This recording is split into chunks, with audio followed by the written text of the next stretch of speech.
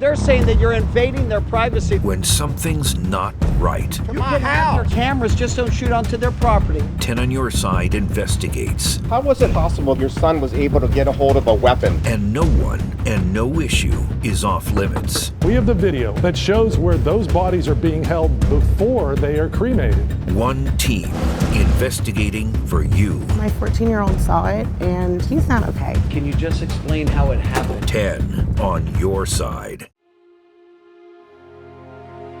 The beaches of Normandy became battlefields. The whole beach was on fire, and if you've seen Private Ryan, that's exactly how it happened. Young men serving their country, some not old enough to go to war. He only saw me once, and I was a baby. His life cut off before he got a chance to live it.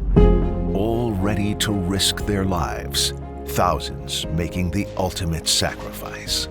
This cemetery commemorates the sacrifice of an entire young generation. The eyes of the world are upon you. The hopes and prayers of liberty-loving people everywhere march with you. Their mission, to liberate Europe from Nazi domination. Your task will not be an easy one. Your enemy is well-trained, well-equipped, and battle-hardened. Every night, the Germans would drop radio-controlled bombs.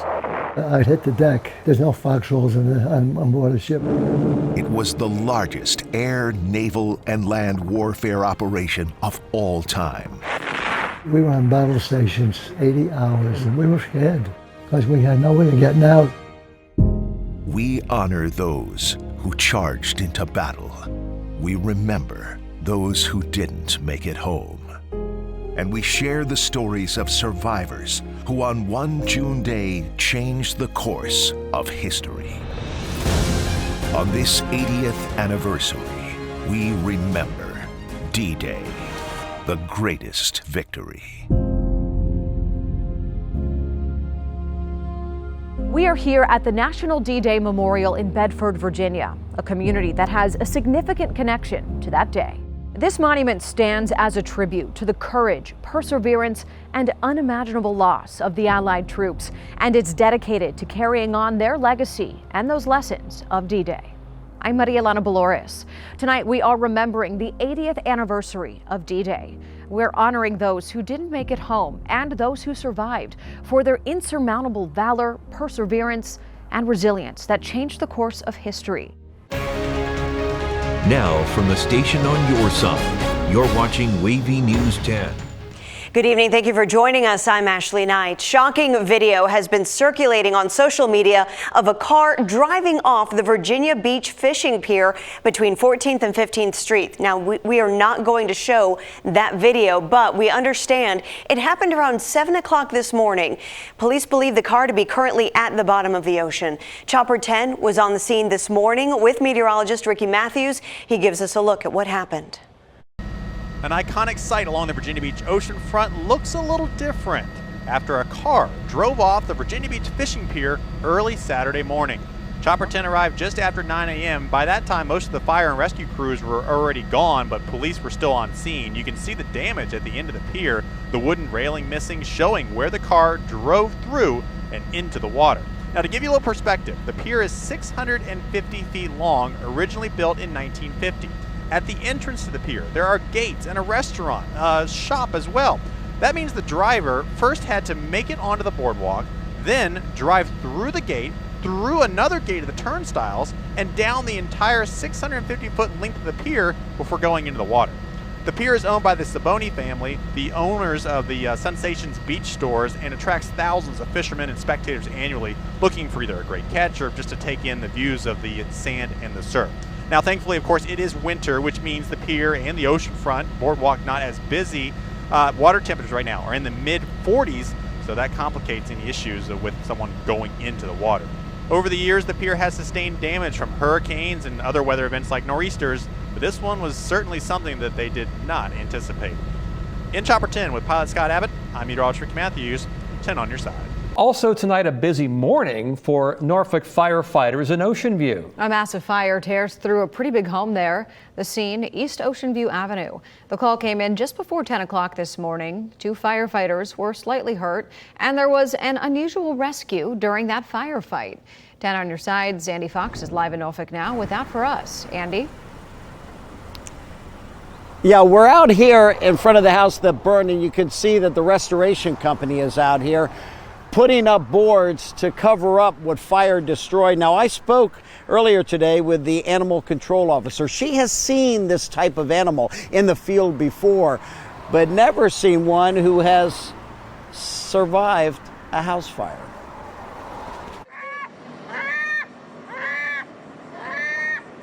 We begin at the ending. Merlot the pet pig, brought out in the hands of animal control thanks to the Good Samaritan, Jalen Carter. We were just driving down the street and saw the smoke coming up.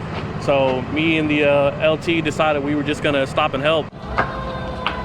The home video with the popping sounds of raging fire. More fire trucks can be heard in the distance. Carter races to the house, tries the front door. The fire was running a little rampant, so we went around the back door, got that open, and then once we got it open, we saw a little pig crawling around. We got a garden hose trying to pull down the back area and coax the pig out.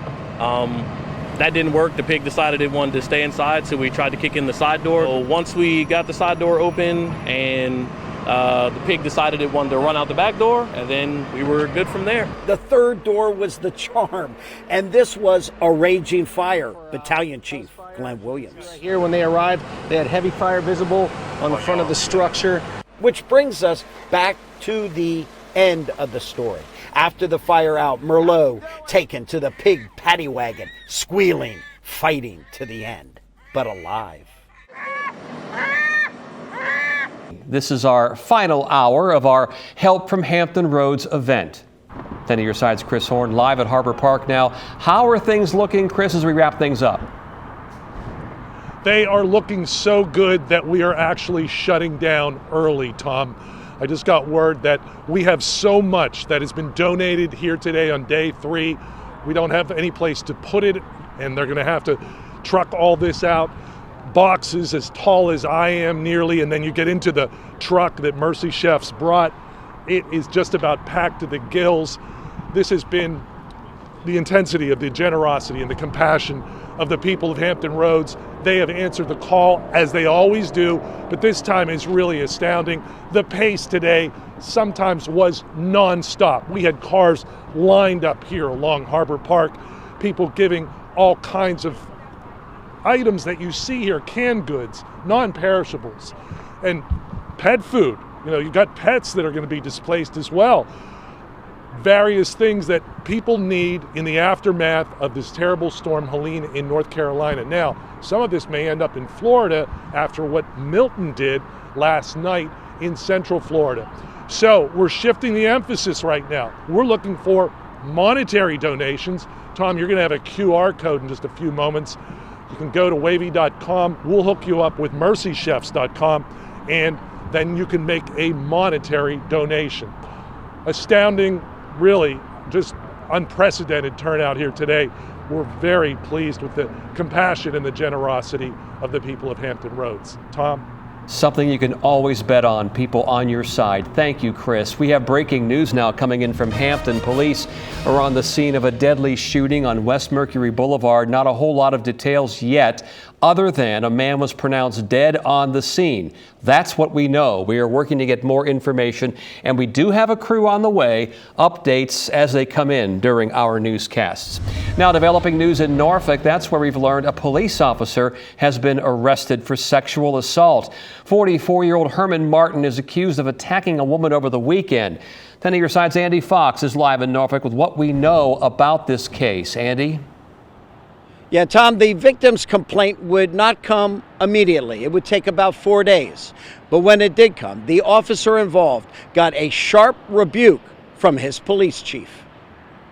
44-year-old Norfolk police officer Herman Martin on the force 8 years, now finding himself on the wrong side of the law. Martin's on administrative duty pending the outcome of the investigation into claims he sexually assaulted, forcible sodomy, a guest at the Motel 6 on October 4th. The victim complained Wednesday, and Martin turned himself in Wednesday night. We went to Martin's home and met a Norfolk police captain with investigations coming out. Can't help you, sorry. Officer Martin, can you tell us anything about what happened with Officer Martin? We then went and knocked on Martin's door. No one answered, but back at the Motel 6 where Martin worked security, even worked yesterday, Norfolk detectives spent the day at the motel dotting I's and crossing T's in the investigation. Is there anything you could tell me about Officer Martin and the alleged assault? About what capacity he was serving? You speak with the PIO's officer. Around 12:50, Officer Benjamin showed up. He'd stayed just over an hour. Were you able to find anything on the surveillance video? You have to speak to the PIO's officer. Norfolk Police Chief Mark Talbot stated, "Today as a department, we join our community in feeling deeply disappointed by these allegations. I ask for the continued support of the community as the actions of one are not reflective of the other Norfolk police officers who continue to serve this city and its residents with great pride and distinction." Control of the U.S. Senate runs through Virginia. Longtime Democratic Senator Tim Kaine wants another term. I'm proud of what I've done. I got a whole lot more I want to do. Republican challenger Hung Cao says he's ready to take a seat in the world's most deliberative body. Tim Kaine has been in office for 30 years, and he's saying, give me 6 more and I'll get us out. I don't think we buy that right now. Tonight, in their only televised debate, the candidates take on the challenges Virginians face daily. This country's taken a dark turn. How are we going to fix the economy? I don't see a competing economy in the world that has done what the U.S. has done, and we've exceeded our own expectations. Which candidate will you trust? Which candidate shares your views on social issues, your dreams for our economy, and which one will keep your family safe? Now, live from Norfolk State University, it's debate night in Virginia.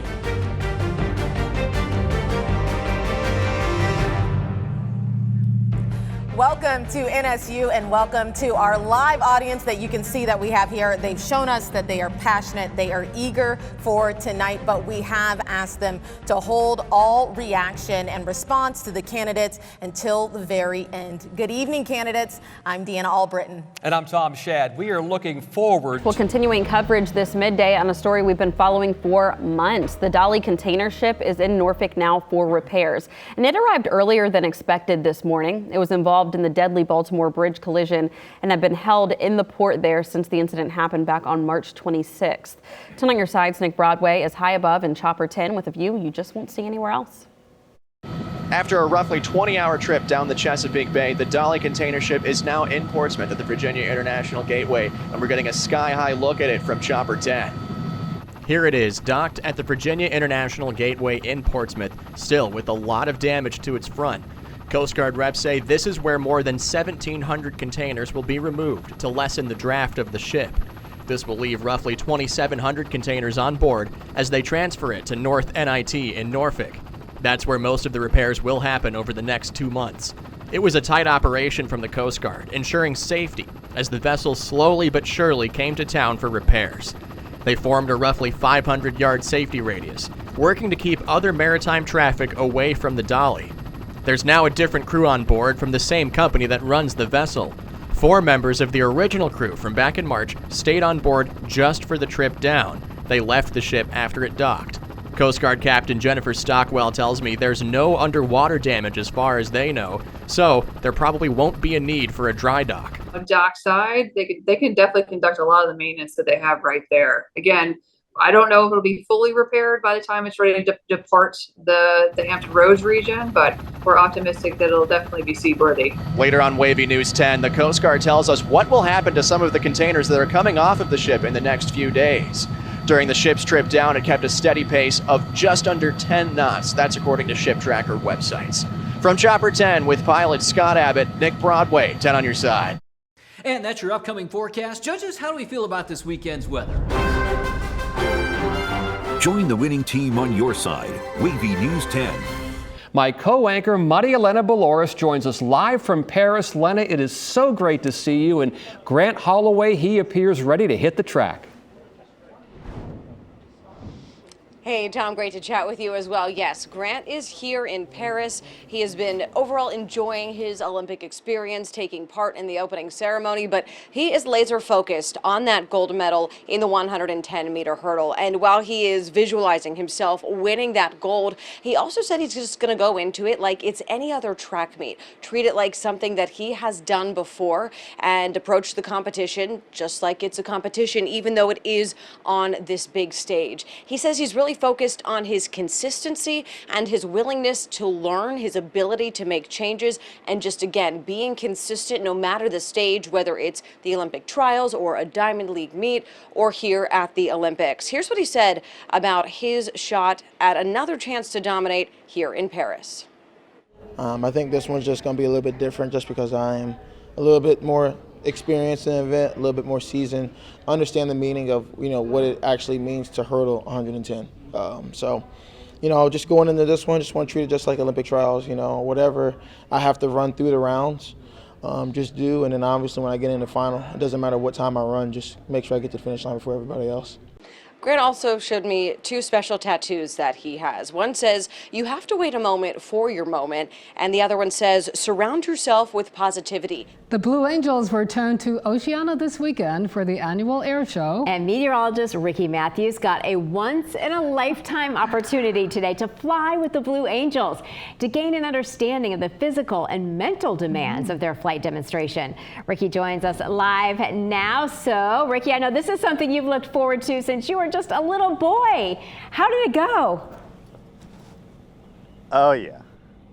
It was amazing, and honestly was the flight of a lifetime. I've been a pilot since I was 18. I've flown in some pretty cool aircraft over the years. I've flown in Chopper 10 behind me, but nothing prepared me for the ride with the Blue Angels. The Blue Angels display from the ground is an example of grace and formation flying at its finest. In the cockpit, however, it looks much different. To give you a glimpse of this, the Blue Angels invited me to fly, to show you just how challenging it is. After a pre-flight briefing, it was time to climb into the famous blue and gold Super Hornet and get strapped in. And from there, it was on.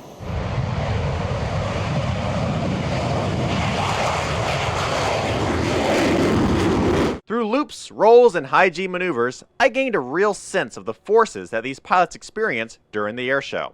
As we sit still on Earth, we experience 1G, or 1 times the force of gravity. In a typical Blue Angels demonstration, pilots will pull up to 7.5 Gs, forcing them to take action to keep the blood in their upper body and avoid passing out. Keep in mind, too, these pilots are doing all this in close formation. Oh, and by the way, unlike other pilots, the Blue Angels don't wear G-suits. We flew inverted for about 10 seconds, hanging from the straps. We also did maneuvers you'll see this weekend during the air show, such as the minimum radius turn and the Delta roll, a very graceful roll through the skies with all 6 planes. After 45 minutes in the air, it was back to reality and back to 1G of gravity. You don't understand how many G forces you pull and how strenuous it is until you literally do it. It's pulled 7.4 Gs, lost it on 7.4 Gs. Don't remember exactly what happened after I pulled 7.4 Gs, but that was a flight of a lifetime and a dream come true for me. So as you watch the Blue Angels soar through the air this weekend, admire the grace, but also recognize the physical demands it takes to put on such a spectacular show. And for anyone asking, yes, I did lose my breakfast, which most riders do when you ride with the Blue Angels. I can't thank the folks at NAS Oceana and the Blue Angels enough for allowing me to ride in the back seat with Blue Angel number 7, Connor O'Donnell. He is a magnificent pilot. He'll be the narrator that you'll hear during the Blue Angels demonstration this weekend, and next year he gets to be one of the demonstration pilots. I'll put a little bit more video up online, coming up on my Facebook page, and maybe we'll put some on wavy.com as well. But truly, the ride of a lifetime out here this morning at NAS Oceana. Live in front of Chopper 10, I'm meteorologist Ricky Matthews, 10 on your side. We are so happy for you, Ricky. Can't wait to see that extra video. For Ricky Matthews. That was awesome. And he's looking like the colors come back to his face now. It's spooky season. Halloween is on Thursday. They've got a spider here, Steph. Well, front porches and lawns across Hampton Roads are all decked out with decorations. Drone 10 shows you some of the Halloween holiday displays.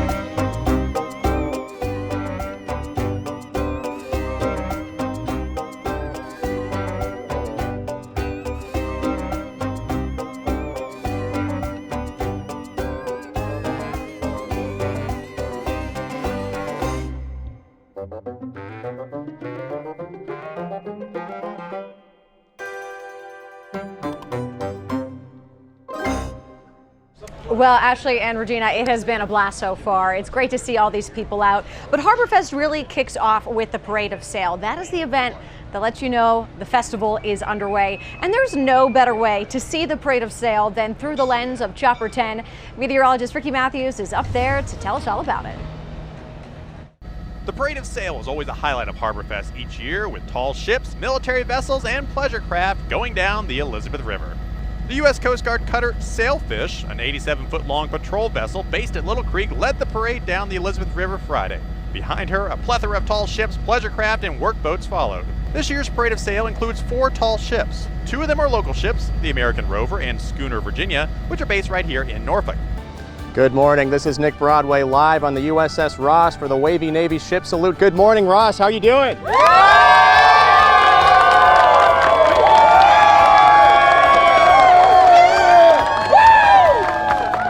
I love the Navy. I'm so good. We'll be back to talk to the CO in just a few minutes. Stick with us. NASA is launching the largest spacecraft ever built for a planetary mission. Europa Clipper is headed to Jupiter's moon Europa, where the evidence points to water. But can the moon support life?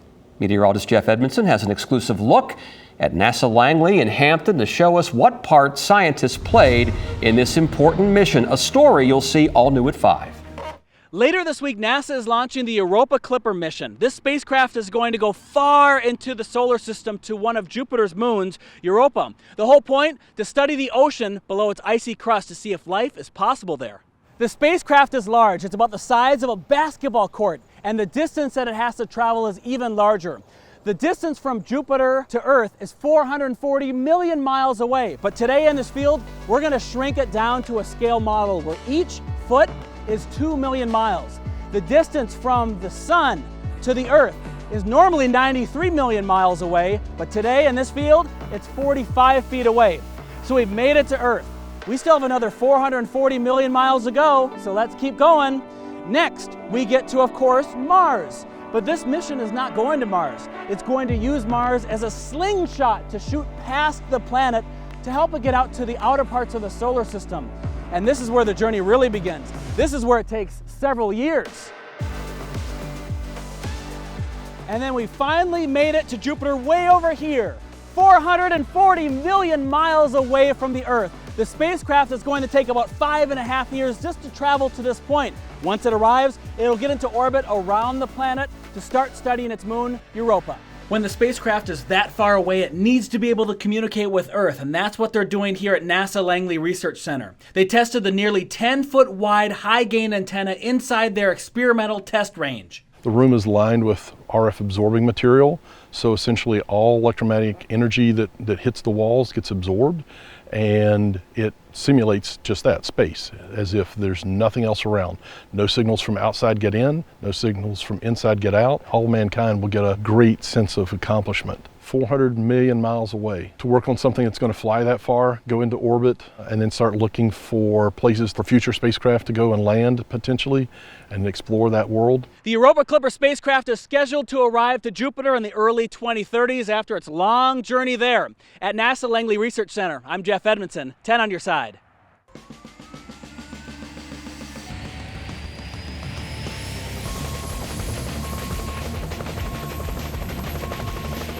It's time for Friday Night Flights, sponsored by Bayport Credit Union, Hercules Fence, Tidewater Community College, and Smith & Key. The sun has set on the high school football regular season. Teams from around the 757 are either awaiting or using tonight as a springboard to realize their opponent for the first round of region playoffs. Chopper 10 was out in Virginia Beach tonight as the unbeaten Green Run Stallions, the 1 seed to be in Region 5A, took on Ocean Lakes at home. First quarter, Stallions ball. QB1, Kassan Ferraro, former player of the week, using the legs, tacking on 35 yards on the run play. The next play, handed off to number 3, C.J. Jackson. runs in, touchdown, Green Run up 7-0. Later, another handoff to Jackson, and this time from the short run to the long run, 35 yards down the sideline. Green Run would score 14-0. Second quarter Stallions ball, the pass back to Jackson, caught, takes it home, touchdown, Green Run dominates. They win 35-10. Welcome into the regular season finale of Friday Night Flights. I'm James Cattato along with Brian Parsons. Craig Loper out at the Keyshawn Davis boxing event at Scope. Some fun fights there. In fact, Keyshawn's old high school was involved in our featured game of the night. Yeah, we're talking about the Granby Comets. Undefeated so far this season. Coach Kendall Jefferson's team outscoring its opponents by an average of 49-3. That's good. But sending to the Comets' way of a regular season, perfect regular season, undefeated Maury outscoring its opponents by an average of 58-6. That's pretty good too. Oldest rivalry in Hampton Roads with the Eastern District title on the line, and this game started with a bang. Now, Craig Loper wasn't just chilling at Scope watching boxing. He shot this game tonight, and how about this? Opening kickoff, it's returned for a touchdown. Hunter Collins Jr., 7-0, Maury. So many big plays by this team. A short time later, Maury back with the ball, and the handoff is going to go to the sophomore Tayshawn Branch. And look at a Buster's line. What do you think is going to happen here, James? I think he's going all the way. Yeah, 69 yards. No one catching him. 14-0 in a heartbeat in Norfolk tonight. We're still in the first quarter. And Maury does so many things. How about some trickery here? Let's try to follow this. Torrey Newkirk, he's yelling at Kendall Daniels. What's going on here? They're acting confused. Direct snap, pitch back to Daniels, scrambles around. LeBron Bond gets the ball. He's going to Indiana. Wild play, playing possum, and it worked for the 21-0.